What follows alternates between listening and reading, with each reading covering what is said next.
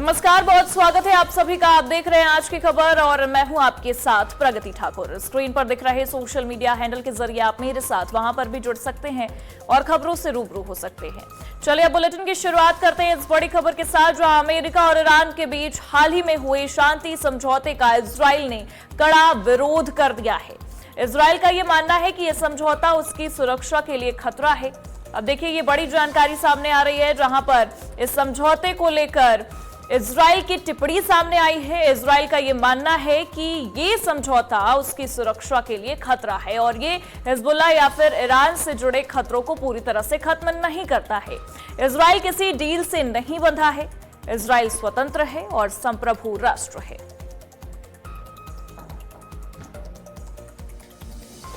President Trump tweeted yesterday is that we have a peace deal. But as far as I can see it, it's not a peace deal, it's another 60 days of ceasefire. Why I say it? Because when the agreement isn't published yet, okay, only we hear from the Iranian side what they think is the agreement, and we saw that a lot of times that the Iranian says one thing and the Americans agree to another thing. We have to wait until Friday to find out what is the details of the agreement. But if we take what the Iranians are saying now and what the feelings comes from Washington about this agreement is that nothing was achieved from the goals of the war that the US started.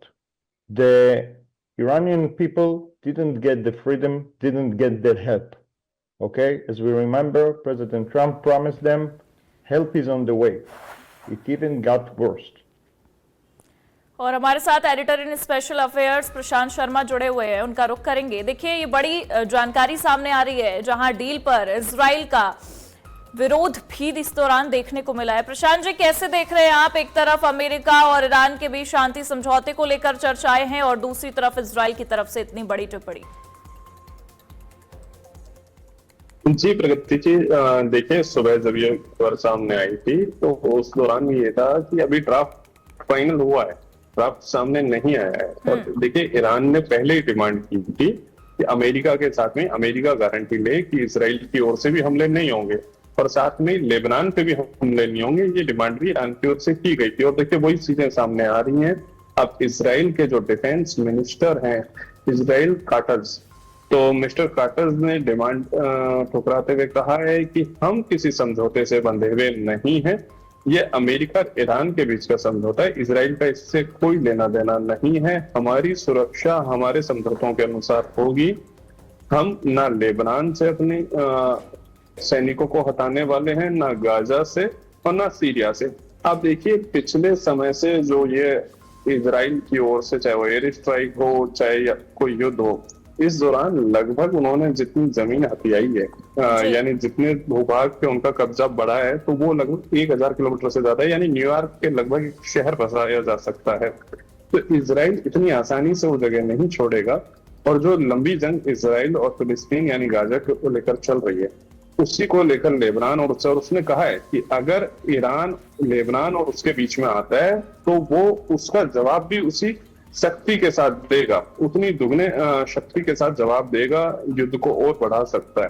तो अभी जो 19 तारीख को Geneva में जब तक उस draft का फाइनलाइज ना हो जाए, वो पूरी दुनिया के सामने आ जाए कि अमेरिका ने क्या क्या शर्तें मानी है, क्योंकि इसराइल को मनाने की जिम्मेदारी ईरान ने अमेरिका पे छोड़ी है।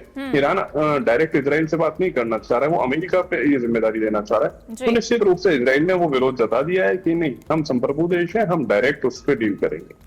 बिल्कुल, क्योंकि एक तरीके से अगर देखा जाए तो इजराइल अब ये समझौते को लेकर कहीं ना कहीं अपनी बात रखता भी नजर आया और ये कहा कि हम संप्रभु राष्ट्र हैं और हम किसी भी डील या फिर किसी समझौते से बंधे नहीं है।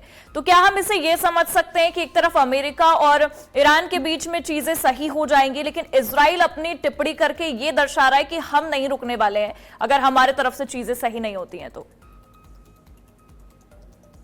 बिल्कुल, आप देखिए, इसका यही मतलब निकाला जाएगा। देखिए, यूएस की जो डील है वो अलग तरह की है, इसराइल की डील अलग है। इसराइल को हमें समझना होगा, इसराइल अपने जमीनी जो क्षेत्र है, भूभाग है, उसे बढ़ाना चाहता है। उसका गाजा के साथ जो लड़ाई चल रही है, गाजा पट्टी में जो फिलिस्तीन के साथ है, वहां पे भी जमीनी विवाद है। लेबनान से भी वो चाहता है कि लेबनान पीछे हट जाए, गाजा पट्टी में उन विद्रोहियों की मदद ना करे जिनसे इजराइल को नुकसान हो रहा है। सेम चीज वो सीरिया के साथ चाहता है। लेकिन वहीं यूएस की बात करें तो यूएस का सारा जो लड़ाई है वो ऑयल के ऊपर है, यानी हॉर्मुज स्ट्रेट से ऑयल जो निकलने हैं, या फिर और जो परमाणु हथियारों की लड़ाई है ईरान के साथ। तो दोनों का डिफरेंस है, अलग अलग मुद्दे हैं जिन पर लड़ाई चल रही है। तो अमेरिका के साथ तो वो सेटल आउट कर रहे हैं ईरान, लेकिन इजराइल से जो सेटल आउट होना है तो वो चाहता है कि यूएस जिम्मेदारी ले। तो अब अमेरिका की जिम्मेदारी बनती है कि वो इजराइल को कैसे समझाता है, या वो सिर्फ अपना ही समझौता जिनेवा में करेगा और ईरान और इजराइल के बीच क्या होता है वो भविष्य पे छोड़ देगा। तो ये सब 19 तारीख को तय हो पाएगा। बिल्कुल, अब ये देखना होगा कि उस दिन क्या कुछ डिसीजन लिया जाता है। बहुत बहुत शुक्रिया तमाम जानकारियों के लिए आपका। और वहीं देखिए, नोएडा अंतर्राष्ट्रीय हवाई अड्डा जेवर के निर्माण के लिए जमीन देने वाले किसानों के साथ संवाद कार्यक्रम में सीएम योगी का संबोधन सामने आया है। सीएम ने यह कहा कि पहले जेवर क्षेत्र अपराध और असुरक्षा के कारण चर्चा में रहता था। शाम होते ही आवागमन बंद हो जाता था और बेटियां असुरक्षित महसूस करती थी। सीएम ने यह भी कहा कि उस समय किसानों को सुविधाएं नहीं मिलती थी और उनका उत्पीड़न होता था। जेवर सिर्फ एक कस्बा था, लेकिन अब ये वैश्विक पहचान की ओर बढ़ रहा है। तो वहीं सीएम ने कहा है कि अब दुनिया के बड़े लोग इस क्षेत्र में आना चाहते हैं और विकास की नई कहानी लिखी जा रही है।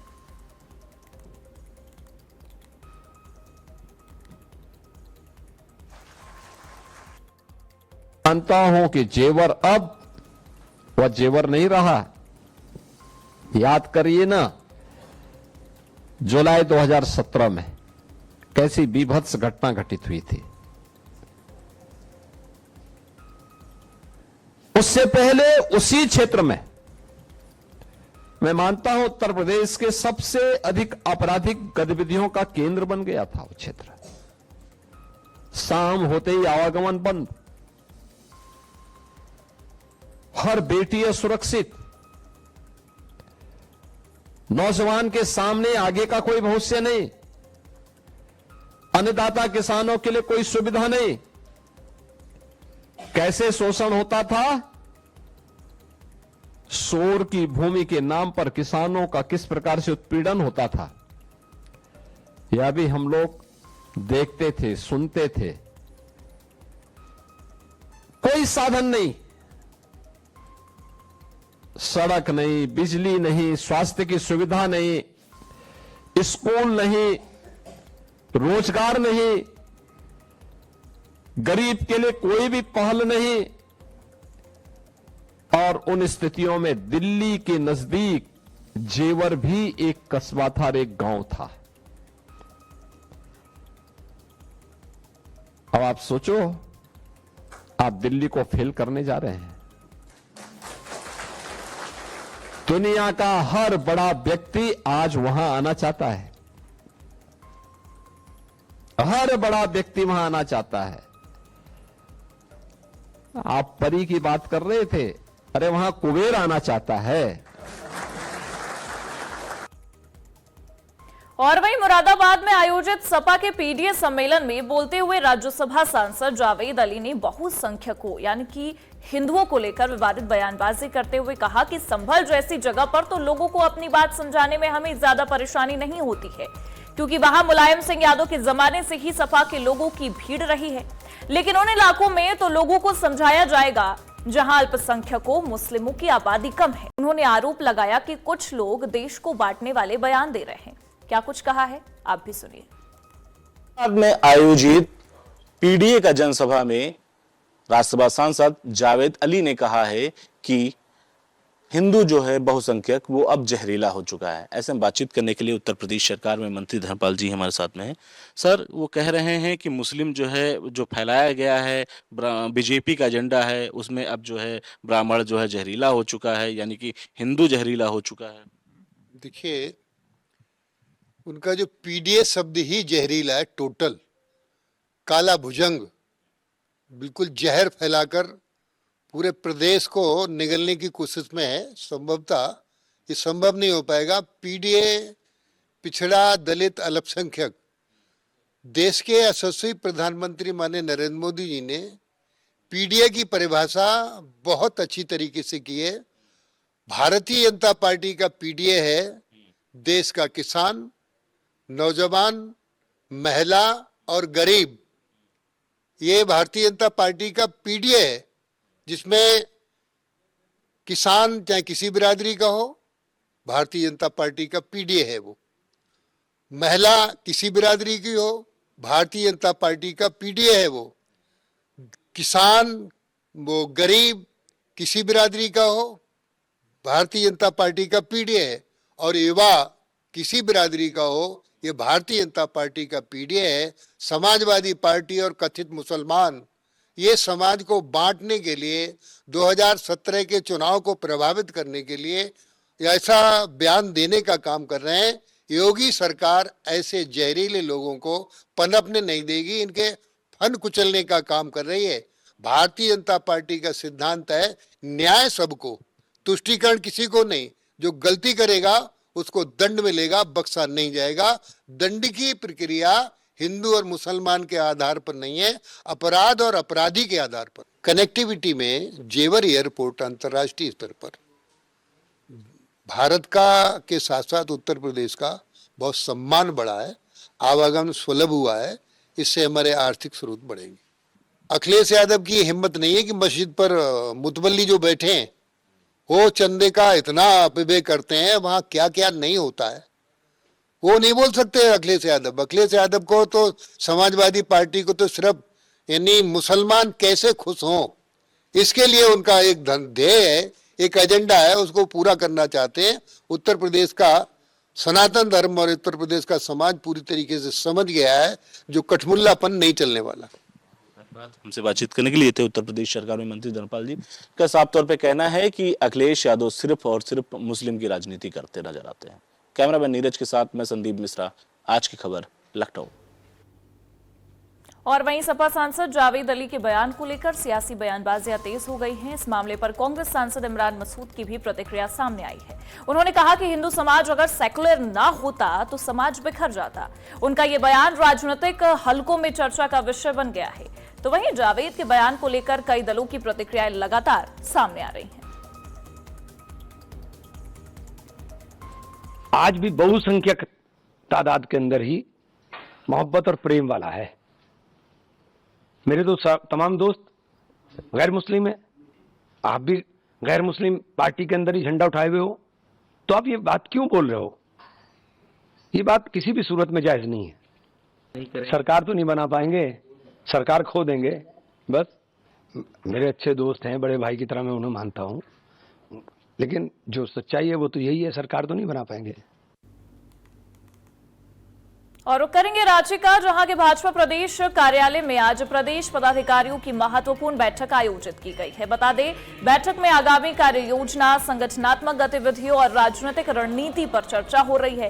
बैठक में भाजपा प्रदेश अध्यक्ष आदित्य साहू, प्रदेश महामंत्री अमर कुमार बाउरी और नेता प्रतिपक्ष बाबूलाल मरांडी सहित कई वरिष्ठ पदाधिकारी भी मौजूद हैं। राज्यसभा चुनाव से पहले हो रही इस बैठक को महत्वपूर्ण माना जा रहा है। बैठक में संगठन को बूथ स्तर तक मजबूत करने और आगामी कार्यक्रमों की रूपरेखा पर मंथन किया जा रहा है। तो वहीं जानकारी के मुताबिक राज्यसभा चुनाव को लेकर भी चर्चा होने की संभावना है। सासाराम में कांग्रेस सांसद मनोज कुमार ने मद्य निषेध विभाग के सिपाही भर्ती परीक्षा के दौरान हुए उपद्रव को लेकर सरकार पर निशाना साधा है। मीडिया से बातचीत में उन्होंने ये कहा कि देश का युवा अपने भविष्य को लेकर तनाव में है। जहां युवाओं को असुरक्षा की भावना दिखाई देती है, वहां वे अपने गुस्से को प्रकट करते हैं। उन्होंने महंगाई को लेकर भी सरकार को घेरते हुए कहा कि खाने पीने की चीजें आम लोगों की पहुंच से दूर होती जा रही हैं। कांग्रेस सांसद ने नीट परीक्षा का भी जिक्र करते हुए सरकार पर बच्चों का भविष्य बर्बाद करने का आरोप लगाया है। साथ ही केंद्र और राज्य सरकार की नीतियों पर भी सवाल उठाए हैं। और तस्वीर है, अच्छा दिन का ये भी एक तस्वीर है। अभी देश में जश्न मन रहा है 4,399 दिन का। सबसे ज्यादा दिन प्रधानमंत्री रहने वाले हमारे देश में आदरणीय नरेंद्र मोदी जी रहे। मैं मेरे तरफ से भी शुभकामना। लेकिन 12 साल पहले भी देश की जनता से आपने वादा किया था, उस वादा का क्या हुआ? तेल का दाम देख लीजिए, प्याज, लहसुन, मिर्चाई, धनिया, खाने वाला जो सामग्री है उसका देख लीजिए, यही अच्छा दिन है। पेट्रोल का देख लीजिए, डीजल का देख लीजिए। जब हमारे सरकार में 400 रुपया का सिलेंडर था तो ये लोग कुर्ता फाड़ के रोड पे घूमते थे। आज कहां ये लोग गणमान्य लोग सोए हुए हैं? थोड़ा पूछिए। अच्छा दिन का ये भी एक तस्वीर है। और वहीं वाराणसी में दालमंडी सड़क चौड़ीकरण अभियान के तहत ध्वस्तीकरण की कार्रवाई तेज कर दी गई है। बुलडोजर कार्रवाई के बाद पोकलैंड मशीनों की मदद से भवनों का ध्वस्तीकरण किया जा रहा है। पीडब्ल्यूडी की ओर से क्षेत्र में लाउडस्पीकर के माध्यम से मुनादी भी कराई गई है। बताया जा रहा है कि रजिस्ट्री कराए गए 5 भवनों का ध्वस्तीकरण किया जा रहा है। अब तक लगभग 150 भवनों को ध्वस्त किया जा चुका है। वहीं दालमंडी सड़क चौड़ीकरण परियोजना के तहत 181 भवनों और 6 मस्जिदों पर ध्वस्तीकरण प्रस्तावित है।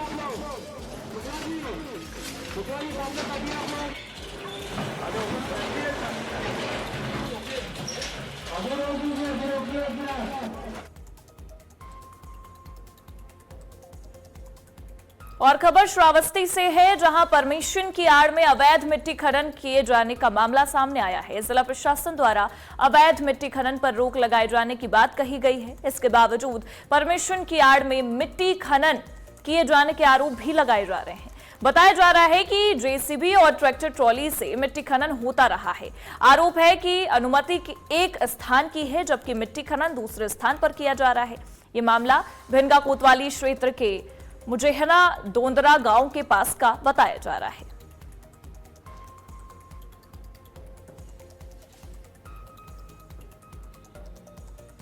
और वहीं बांदा में चंद्रावल नदी में नहाने गए 3 बच्चों की डूबने से मौत हो गई है। बताया जा रहा है कि बच्चे नहाते समय अचानक गहरे पानी में चले गए।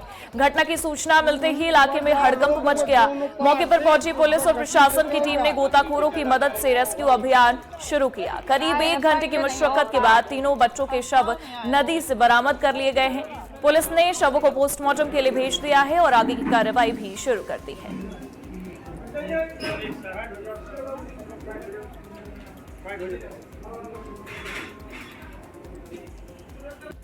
आज दिनांक 15 जून 2026 को थाना जसपुरा के ग्राम गौरी कला में सुबह चंद्रावल नदी में नहाते वक्त 3 बच्चों के डूबने की सूचना प्राप्त हुई। सूचना पर त्वरित रूप से कार्रवाई करते हुए थाना पुलिस ने स्थानीय गोताखोरों की मदद से तीनों बच्चों के शव को बरामद करके पोस्टमार्टम हेतु भिजवा दिया है। मौके पर शांति व्यवस्था कायम है।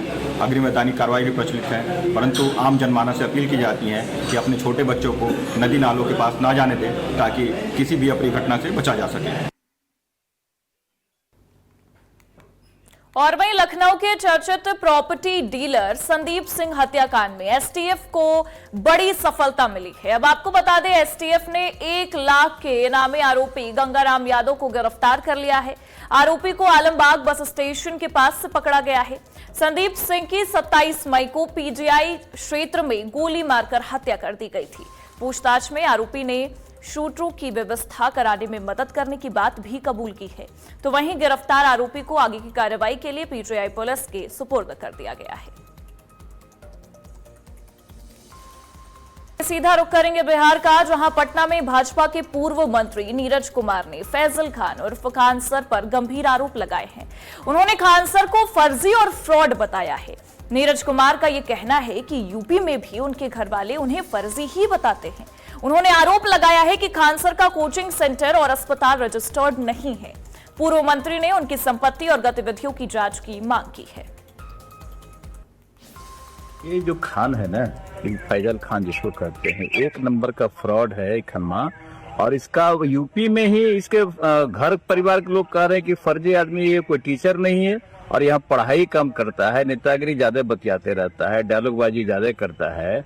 और जिस तरह से ये अपना संस्था खड़ा किया, इसका ट्यूशन इसका रजिस्टर्ड है और ना उसके बाद इसका हॉस्पिटल रजिस्टर्ड है, ना इंस्टीट्यूट रजिस्टर्ड है, कहीं कुछ इसका रजिस्टर्ड नहीं है। इसके बॉडीगार्ड गोली चलाए हैं। इस पर तो कार्रवाई पहले होनी चाहिए थी। हमको लगता है कि इसे पुलिस देर कर दिया। फिलहाल अगर स्टे मिला है, ये फाइनल स्टेज नहीं है, अभी ये कोर्ट में मामला है और आने वाले समय में अगर पुलिस को मौका मिलता है तो कार्रवाई करनी चाहिए पुलिस को इसके ऊपर। और जिस तरह से रोशन आनंद को फंसाया गया है, ये जबरदस्ती फंसाया गया है। कोसी के इलाके का रोशन आनंद है, मुझसे व्यक्तिगत भी जानते हैं, अच्छा लड़का है, काफी हम समझते हैं कि उसके फॉलोवर्स है, काफी सपोर्टर है, अच्छा पढ़ाई पढ़ाता है और हम समझते हैं कि उसके साथ इनजस्टिस हुआ है, ये काफी गलत हुआ है उसके साथ। और खान फर्जी आदमी है, इस पर कार्रवाई होनी चाहिए। हम इतना बात जोड़ते हैं। और वहीं देखिए, पटना उच्च न्यायालय में आज 7 नए न्यायाधीशों का शपथ ग्रहण समारोह आयोजित किया गया। शताब्दी भवन में आयोजित कार्यक्रम में मुख्य न्यायाधीश न्यायमूर्ति मीनाक्षी मदन राय ने नए जजों को पद और गोपनीयता की शपथ दिलाई है। शपथ लेने वालों में 3 स्थायी जज और 4 अतिरिक्त जज शामिल हैं। समारोह में न्यायाधीशों, वकीलों और महाधिवक्ताओं पीके शाही सहित कई गणमान्य लोग भी मौजूद रहे। इन नियुक्तियों के बाद पटना हाईकोर्ट में कार्यरत जजों की संख्या 37 से बढ़कर अब 44 हो गई है।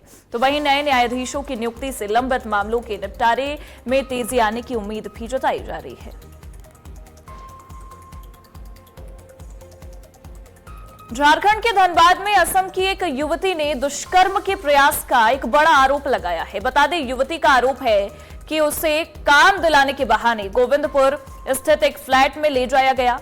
पीड़ित के अनुसार फ्लैट में उसके साथ छेड़खानी की गई और जबरन संबंध बनाने का प्रयास किया गया। घटना के बाद युवती फ्लैट से बाहर निकलकर शोर मचाने लगी, जिसके बाद स्थानीय लोग मौके पर पहुंचे। वहीं पुलिस ने युवती के आरोपों के आधार पर राजू साव नाम के व्यक्ति को हिरासत में लिया है और मामले की जांच कर रही है, जबकि एक अन्य आरोपी की तलाश जारी है। जालौर के सांचौर में गौसेवा संगठनों ने नगर पालिका प्रशासन के खिलाफ धरना प्रदर्शन शुरू किया है। बजरंगी सेवा संस्थान सांचौर के नेतृत्व में गरडाली स्थित डंपिंग यार्ड के बाहर प्रदर्शन किया जा रहा है। प्रदर्शनकारियों ने आरोप लगाया है कि मृत गौवंश के शवों को कचरा डंपिंग यार्ड में फेंका जा रहा है। गौ भक्तों ने दोषियों के खिलाफ कार्रवाई और गौवंश के सम्मानजनक निस्तारण की व्यवस्था की मांग की है। धरने को कई गौसेवा संगठनों का समर्थन मिला है और बड़ी संख्या में गौसेवक मौजूद हैं। तो वहीं प्रदर्शनकारियों ने मांगों पर कार्रवाई नहीं होने पर आंदोलन को और बड़ा करने की चेतावनी भी दी है। एक सांचौर क्षेत्र के पास में गरडाली गांव में जो ये नगर पालिका द्वारा डंपिंग यार्ड बना हुआ है, इसमें रेगुलर कचरा डाल रहे हैं। उसके चारों तरफ जो बाउंड्री है वो टूटी हुई है जगह जगह, जिससे गौमाता अंदर जाके कचरा खा रही है और उस कचरे से गौमाता की समाधि हो रही है। प्रशासन से और नगर पालिका से यही निवेदन है कि इसको 4 दीवारी पैक की जाए और आगे गेट लगा के पूरा बंद किया जाए, ताकि गौमाता अंदर ना जा सके और ना ही कचरा खा के उसकी समाधि हो।